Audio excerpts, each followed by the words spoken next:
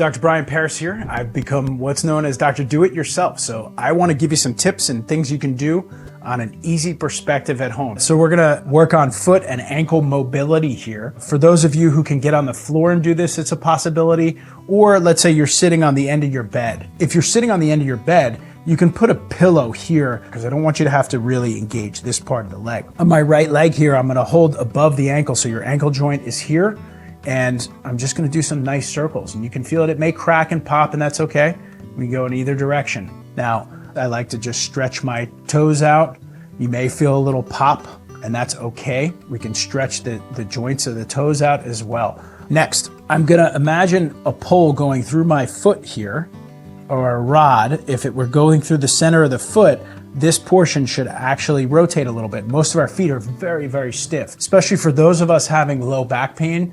I'm gonna bet that if you start working on your own feet, like with a lacrosse ball, and start working the tissues of the feet, you'll find that they're very stiff. So the more mobile your feet can be, the better the forces are dispersed up through the knees, the hips, the low back, and the rest of the spine all the way up to the head and neck. So taking my fat pad on my hand here, I can work the foot and stretch it in a different direction. The more I talk about this, it really just helps if you just watch what I'm doing here.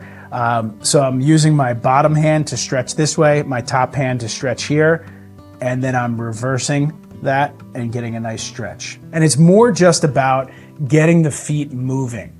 You don't want to stretch to a point of pain. Okay, so the next piece is actually grabbing the heel here and the foot itself so that I can start stretching this direction and this direction. So I actually bring them the opposite. Now, it might cause a little bit of pain. It's a weird movement, but this is putting your foot through the normal mechanical process that it goes through when we walk. So just to start working your foot in this direction is going to help those tissues get more mobile. Then I can take my whole foot and bring it in both directions and circle it. Here, I can stretch it downwards and upwards as well.